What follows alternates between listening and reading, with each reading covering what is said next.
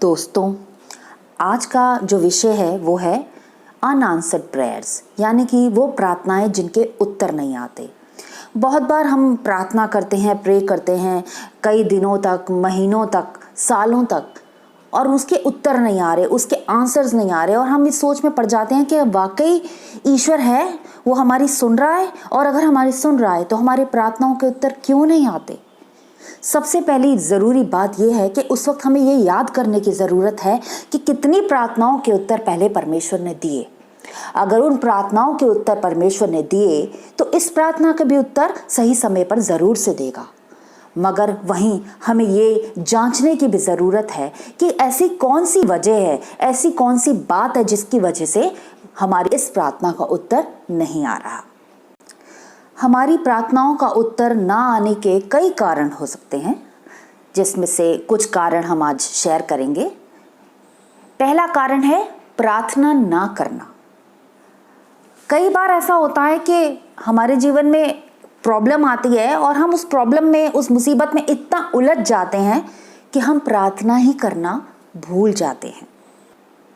Bible में याकूब का 2 कहता है, तुम लालसा रखते हो और तुम्हें मिलता नहीं, इसलिए तुम हत्या करते हो, तुम डाह करते हो, कुछ प्राप्त नहीं कर पाते, तुम झगड़ते हो, लड़ते हो, तुम्हें इसलिए नहीं मिलता कि तुम मांगते नहीं।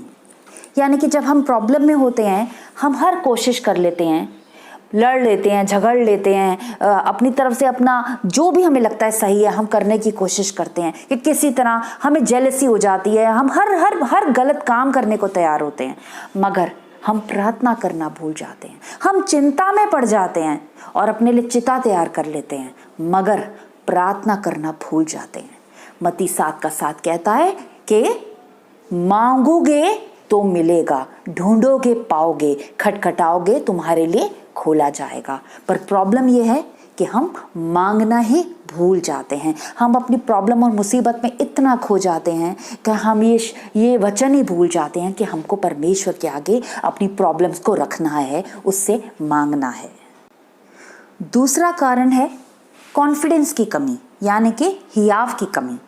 इब्रानियों 4:16 कहता है, इसलिए आओ हम अनुग्रह के सिंहासन के निकट हियाव बांध कर चलें कि हम पर दया हो और वह अनुग्रह पाएं जो आवश्यकता के समय हमारी सहायता करे। यानी कि कॉन्फिडेंस के साथ हम अपने बाप के पास कुछ मांगने को जा रहे हैं तो डर डर के नहीं जाते। हमें यकीन, हमें ट्रस्ट है हमारे पापा हमारी सुनेंगे और जो भी चीज़ मैं मांग रही हूँ वो हमें देंगे।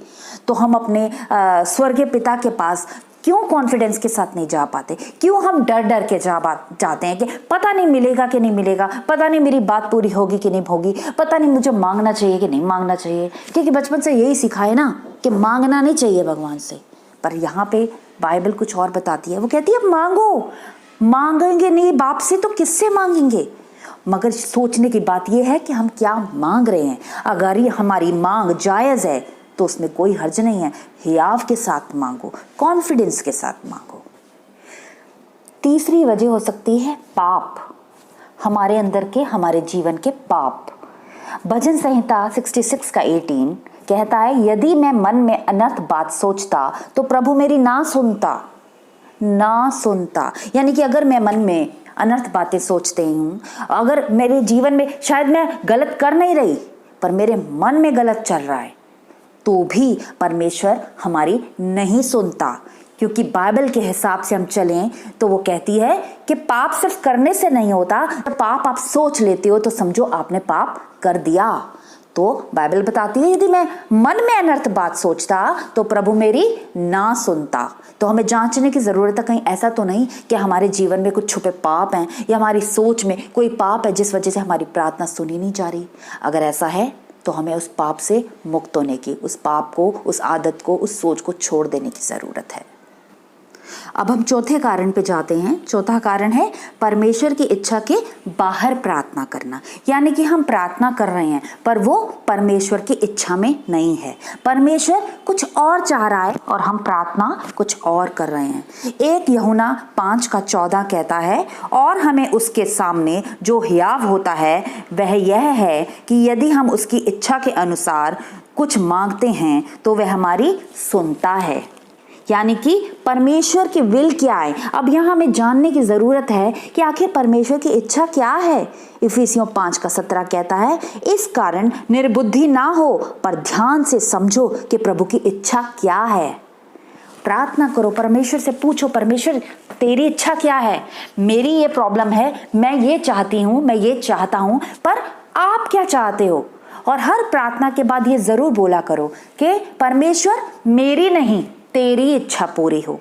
आप एक एग्जाम्पल लीजिए कि आप एक 2 बेडरूम का फ्लैट देख रहे हैं और आप उसको प्रार्थना में रख रहे हैं और आप ढूंढ रहे हैं, आपको नहीं मिल रहा। क्यों? हो सकता है कि परमेश्वर की इच्छा आपको 3 बेडरूम फ्लैट देने की हो, उसकी इच्छा बड़ा कुछ करने की हो और आप 2 बेडरूम का मांग रहे हो। इसीलिए जब भी आप 2 बेडरूम के फ्लैट को देखने जा रहे हो, वो आपके डील फाइनल नहीं हो रही, क्योंकि परमेश्वर की इच्छा नहीं है वो। तो हमें कहने की ज़रूरत है, परमेश्वर मैं तो ये कर रही हूँ, मैं ऐसा चाहती हूँ, पर मेरी नहीं तेरी इच्छा पूरी हो। क्या पता उसकी इच्छा, क्या पता, क्या यकीनन नहीं उसकी इच्छा हमारे बेहतरी के लिए होगी, हमारे बेटरमेंट के। अगर हम 2 बेडरूम फ्लैट देख रहे हैं और परमेश्वर चाहता है हम 1 बेडरूम फ्लैट देखें, तो वो भी यकीन मारो हमारी बेहतरी के लिए होगा, उसमें भी कहीं हमारी कोई भलाई ही छिपी होगी। इसीलिए हमें प्रार्थना में ये मांगने की ज़रूरत है कि परमेश्वर बता तेरी विल क्या है, तेरी इच्छा क्या है। 5वें कारण पे हम आते हैं। तो 5वां कारण है गलत उद्देश्य के साथ मांगना। मतलब आप मांग तो रहे हैं पर उस प्रार्थना के लिए आपके पीछे की जो नीयत है वो सही नहीं है। हम याकूब 4:3 देखेंगे, तुम मांगते हो और पाते नहीं, इसलिए कि तुम बुरी इच्छा से मांगते हो ताकि अपने भोग विलास में उड़ा दो। अपने भोग विलास में मतलब अपनी कंफर्ट के लिए, अपनी लग्जरी के लिए मांग रहे हो। तो परमेश्वर पहले तो उसको देखेगा ना जिसकी नेसेसिटी है, जिसकी ज़रूरत है, या पहले उसको देखेगा जिसको सिर्फ अपने आराम के लिए चाहिए। आपके अगर 2 बच्चे हैं और एक बच्चा बहुत भूखा है, एक का पेट भरा हुआ है पर उसको और रोटी चाहिए, और दूसरा का पेट बिल्कुल खाली है, वो रो रहा है भूख से। तो आप जब रोटी बना रहे हो तो अब की बार ये रोटी किसे पकड़ाओगे? पहले उस बच्चे को दोगे तो भूख से रो रहा है, या उसको दोगे जिसका पेट तो भरा है पर वो और खाना चाहता है? मेरे को पूरा यकीन है कि आप उसको दोगे जो भूखा है। ऐसे ही परमेश्वर भी है। हमारे उद्देश्य क्या है? हम गलत उद्देश्य से तो नहीं मांग रहे, हमें जानने की ज़रूरत है। जैसे बहुत से लोग परमेश्वर के राज्य के लिए सेवा करना चाहते हैं, मगर कई बार सेवा करने वाले की इंटेंशन होती है वाहवाही लूटना, कि 10 लोग देखेंगे, जानेंगे, देखो मैं परमेश्वर के राज्य के लिए कितना काम कर रहा हूँ, मैं कितनी सेवा करता हूँ, अरे मैं तो चर्च जाता हूँ तो मैं पोंछे लगाता हूँ। परमेश्वर वो नहीं देख रहा कि आप क्या कर रहे हो, वो हमारे दिलों को जांचता है। वो अंदर से आपको पढ़ना जानता है, वो जांचेगा कि आप ये जो कर रहे हो सेवा, ये किस इंटेंशन से कर रहे हो। आप वाकई सेवा की भाव से कर रहे हो कि आपको दुनिया की नज़र में वाहवाही लूटनी है, या आपको कोई अपना फ़ायदा उठाना है। परमेश्वर दिलों को जांचने वाला परमेश्वर है, हमें ये हमेशा याद रखना चाहिए। और अगर मैं डे टू डे लाइफ की बात करूं तो आप सपोज करो 2 लोग हैं, एक ने कहा मुझे परमेश्वर गाड़ी चाहिए, क्यों? क्योंकि मुझे मेरे पड़ोसी के पास एक अच्छी गाड़ी है, तो मुझे भी एक बढ़िया गाड़ी चाहिए ताकि मैं घूम फिर सकूं। वही दूसरा जना प्रार्थना कर रहा है कि परमेश्वर मुझे एक गाड़ी की ज़रूरत है, क्योंकि मैं एक गांव में रहता हूं और यहाँ पर बिल्कुल कन्वेंस की बहुत दिक्कत है और यहाँ पे लोगों को बहुत परेशानी हो रही है। बहुत से लोग बीमार हैं और उनको हॉस्पिटल ले जाने के लिए बहुत दूर जाना पड़ता है, और गाड़ी नहीं होती तो बड़ी मुश्किल होती है उनको हॉस्पिटल पहुंचाने में। तो परमेश्वर अगर तू मुझे एक गाड़ी देगा तो मैं लोगों की मदद कर पाऊंगा कि मैं उनको समय पे हॉस्पिटल पहुंचा सकूं। तो आप बताइए परमेश्वर किसकी सुनेगा? उसकी जिसको लग्जरी के लिए गाड़ी चाहिए, आराम के लिए गाड़ी चाहिए, या उसकी जिसको गाड़ी परमेश्वर की सेवा के लिए चाहिए, उसके बच्चों की मदद के लिए चाहिए? परमेश्वर किसको गाड़ी पहले देगा? उसी को देगा जो अच्छी नीयत से मांग रहा है। 6ठा कारण हो सकता है इसका संदेह और अविश्वास। यानी कि हम प्रार्थना तो कर रहे हैं पर हम डाउट में हैं, हम शंका में हैं, हमें संदेह है कि हमारी प्रार्थना सुनी जाएगी या नहीं। मत्ती 21 कहता है, यदि तुम विश्वास रखो और संदेह ना करो तो तुम पहाड़ से कहो कि उखड़ जा और समुद्र में जा पड़ तो हो जाएगा। यानी कि अगर तुम विश्वास करो और संदेह ना करो तो पहाड़ उखड़ के समुद्र में गिर जाएगा। यानी कि कितनी भी बड़ी मुसीबत आपकी जिंदगी क्यों ना हो, वो दूर हो जाएगी, मगर शर्त है कि आप विश्वास के साथ संदेह ना करो, क्योंकि जब डाउट या संदेह होता है तो इसका मतलब विश्वास में कमी है। हमें विश्वास में कमी नहीं लानी चाहिए, हमें संदेह नहीं करना, हमें कॉन्फिडेंस के साथ, फेथ के साथ, ट्रस्ट के साथ, विदाउट एनी डाउट हमें उस प्रेयर को, उस प्रार्थना को करना है।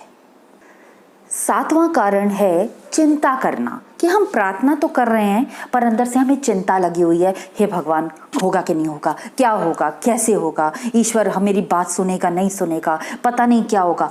इतनी चिंताओं के साथ प्रार्थना करने का फायदा नहीं है, क्योंकि इसका मतलब आपके पास विश्वास ही नहीं है। परमेश्वर का वचन कहता है फिलिपियों 4:6, यदि किसी बात की चिंता ना करो, परंतु हर एक परिस्थिति में और हर एक बात में तुम्हारे निवेदन धन्यवाद के साथ परमेश्वर के सामने लगातार उपस्थित किए जाएं। धन्यवाद के साथ, थैंक यू के साथ। थैंक यू ये बताता है कि हमारे पास विश्वास है, कॉन्फिडेंस है कि हाँ, हमारा परमेश्वर हमारी प्रार्थना को सुन रहा है और हम उसे थैंक यू कहते जा रहे हैं।